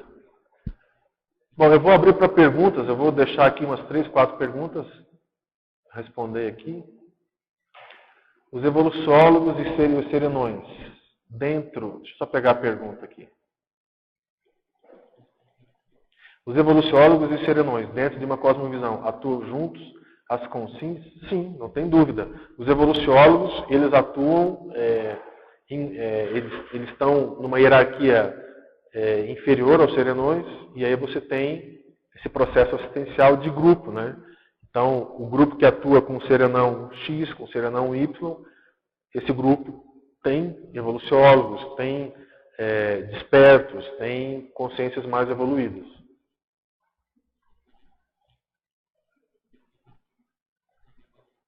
Bom, existe alguma forma específica que possibilite... Eu não consigo ler, viu, Rodolfo? Existe alguma forma específica que possibilite a identificação do nosso grupo kármico de origem? Sim, existe. Por exemplo, você olha para você, alguém já te falou que você tem uma característica mais de artista, de religioso? Por exemplo, você se submete demais às pessoas, né? Tem que tomar cuidado. Você fala o que você pensa, você é mais extrovertida, mais introvertido. O religioso costuma ser muito reprimido, sofrer muito com o processo de repressão. Então, se você tem traços nessa vida, traços que envolvam o processo de muita repressão, é um indício de que você possa ter um passado voltado mais para a questão religiosa. Se você tem muita facilidade com as artes, né, muita instabilidade emocional, por exemplo, isso pode ser uma indicação de que tem uma relação mais séria com o processo das artes. Se durante a infância, adolescência, você gostava de ver filme de guerra, queria ter uma arma, serviu o exército, gostava de dar tiro, isso pode ser um passado bélico. Então, nós temos que olhar para dentro da gente e ver de fato com o que a gente tem relação para poder atuar com as consciências. A hora que você adquire lucidez dessa sua relação, você vai conseguir assistir as consciências que têm relação com isso. Isso eu acho que é o mais sério, porque aí você começa a atuar no seu público-alvo, que é isso que a Apex fala muito aqui em relação à ProEx de cada um. Bom, conheci uma assinatura muito parecida com essa. Legal. Quando ele dessomou mesmo, ele dessomou no dia 27 de janeiro de 1960. Eu não entendi aqui a tua pergunta, a Mara Ana. Isto, além de analisar os trafários? Eu não entendi. Você deve ter perguntado enquanto eu estava falando. É possível transitar por tudo isso devido à nossa idade existencial? Por tudo isto, você quer dizer o quê, Mara? Por transitar por tudo isso devido à nossa idade existencial. Tudo isso que você fala, você está se referindo a quê? Hein? Não, já acabou. Bom, eu suponho as profissões, todas essas profissões. Exatamente, porque o que acontece? Todos nós passamos por várias vidas, fizemos muitas besteiras, atuamos como artistas, muitas vezes como religioso, como político, como soldado, como rei, como súdito, como bobo da corte, já circulamos por tudo que é lugar. E toda vez que acabava a vida, era aquela melex, aquela choradeira, aquele desespero fora do corpo, de que de nada adiantou. Então, o somatório dessas questões todas, chega um ponto que a pessoa começa a mexer nas estruturas intraconscienciais. Começa a entrar na paragenética que o ego ele precisa ser preenchido por outras atitudes, por outras condutas, por outras atividades que não mais aquelas que a gente buscava no passado e que não preenchia em nada. Na verdade, só iludia a pessoa. E aí, quando você consegue chegar no curso intermissivo, é a mostra de que você, pelo menos extrafisicamente, conseguiu suplantar, olhar, né, para o passado e ver que o que você fez até aquele momento não foi assim algo para você repetir. Né? Então, por isso que muitas vezes o professor Valdo fala que todos nós aqui fizemos um curso intermissivo, o primeiro curso intermissivo. Né? Então, para a gente chegar no segundo curso intermissivo, com certeza vai ser muito melhor. Mas a gente traz muito ranço, muito traço dessas vidas ainda onde a gente fez muita besteira. E aí essa confrontação das novas ideias, de novos valores intraconscienciais do curso intermissivo, com esses traços mais pesados, mais fortes ainda de vidas humanas anteriores.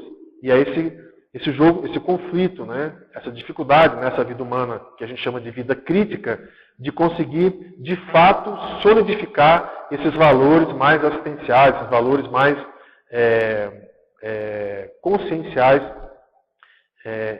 e não só os valores ilusórios da vida humana, valores materiais.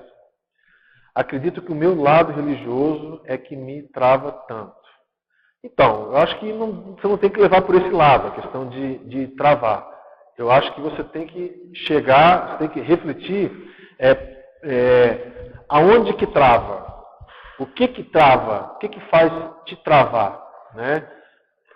Por exemplo, se você acha que você é muito tímida, eu acho que vale a pena você preparar uma palestra. Você se tornar professora do IPC e preparar uma palestra, e dar uma palestra. Enquanto você não dá palestra, vai dar recado. Dá recado em palestras, dá recado em cursos. Entende? Se você tem dificuldades, por exemplo, afetivas, vale a pena investir na questão da dupla evolutiva. Né? Mas eu não consigo e tal, mas vai lá, insiste. Eu acho que as coisas precisam ser focadas no que é melhor. Se você chegou à conclusão racionalmente do que é o melhor, esquece as tuas emoções, deixa elas acharem que ela é pior, vai pelo racional. Se o racional apontou para um lado, vai para aquele lado. Daqui a um tempo, o emocional começa a controlar, o emocional começa a se acalmar, em função da razão. A razão tem que ponderar. Como se no somatório de tudo isso, uma personalidade profissional se sobressai? Uma personalidade profissional? Bom, se sobressai no sentido do seu curso intermissivo e na resultante da sua vida. Então, por exemplo, você pode ter um ego político e fazer opção por uma outra área, por exemplo, a área da saúde, uma área, social, a questão sociológica, a questão técnica, por exemplo, mexer com engenharia, enfim. Mas a sua personalidade tem traços de política. Outra coisa, você pode ter traços religiosos, mas não quer dizer que você vai ter que ser religioso de novo nessa vida. Então, o somatório, a resultante de tudo isso, é que faz você saber para onde que você quer ir. Você precisa compreender essa questão da resultante. Qual que é a resultante? Para onde que isso tudo pode te levar? Né? E não deixar que esses traços te levem novamente para as mesmas decisões do passado. Você queria perguntar? Ah, tá. Bom, hein? Ah, tá, bate-papo. Aqui. Bom, pessoal, eu acho que nós chegamos ao fim, tá? Eu acho que nós temos uma sala cheia, não teve, não? Poxa, 37 participantes, teve bastante gente assistindo. Eu queria agradecer à Apex. Nós vamos ter um recado aqui, o Rodolfo vai falar agora sobre o balanço existencial. Mas antes dele falar, eu queria convidar todos vocês para o primeiro encontro dos amigos da enciclopédia, que vai ocorrer no dia 8 de março, durante a semana da Max Proex Grupal, e destacar que o balanço existencial do ano que vem vai ser sobre autossuperação. Tá? Eu acho esse tema fundamental para a CCCI, os processos da autossuperação. Então, pessoalmente, eu tenho tudo a ver com esse tema, tá? E acho que foi uma grande sacada da Apex colocar o tema da autossuperação no balanço existencial. Nós fizemos uma parceria com a Apex, o Programa Amigos da Enciclopédia. Nós teremos as oficinas da enciclopédia durante a semana. E eu tenho certeza que esse balanço vai ser muito importante, muito interessante, porque pela primeira vez vai ser abordado o tema da autossuperação e todos nós só evoluímos com autossuperação. Então, acho que é um convite, um tapete vermelho para vocês passarem uma semana com a gente aqui no Carnaval de 2011 e na terça-feira, você que é amigo da enciclopédia, está convidado a ir participar do nosso primeiro encontro, um jantar no Hotel Bourbon Cataratas, aqui em Foz do Iguaçu. Muito obrigado. Ok, aproveitando aqui o vácuo do nosso amigo Eduardo, falando sobre a semana da Max ProEx, para vocês que estão online. Será do dia 5 a 13 de março de 2011, ou seja, você tem bastante tempo para fazer uma programação. É uma oportunidade de você participar do curso Balanço Existencial, que é um curso tradicional da Apex, que já está em sua 9ª edição. Além disso, você vai poder participar também do Acomplementário, pode fazer a famosa visita às cataratas, que também já está na programação toda, né, durante a semana. Conhecer todas as ICs, que são as instituições conscienciocêntricas aqui na CCCI. Para quem não sabe, aqui na Cognópolis, onde tem mais de 17 ICs instaladas, então você vai poder conhecer também as pessoas que participam de todo o processo da Conscienciologia. Nós teremos o curso de amparadores com o professor Mário Oliveira.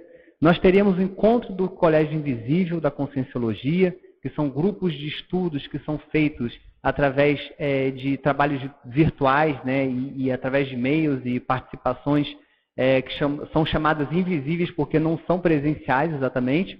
Temos o encontro, né, dos amigos da enciclopédia, como foi falado pelo Eduardo. As tertúlias do professor Valdo Vieira também estão dentro dessa semana da Max ProEx. O jantar, né, que vai ter o jantar do amigo da enciclopédia. E, dentre outras atividades que a gente vai ter no curso Balanço Existencial. Eu sugiro que vocês entrem no site www.apexinternacional.org/balanço. Nesse site você tem toda a programação, todas as datas, todos os dias e todos os horários das apresentações. Eu vou deixar para vocês, aí para finalizar a nossa conferência de hoje, eu vou deixar um vídeo que é uma chamada da biografia, né, de Euler, que é um matemático e físico famoso, né, de 1700, mais ou menos, e é uma chamada que vai ter também essa biografia dele lá no balanço, que é exatamente ligada à questão da autossuperação, né, relacionada a Max ProEx. Então, é uma sugestão, né, que vai ser feita pela Rosa Nader. Então,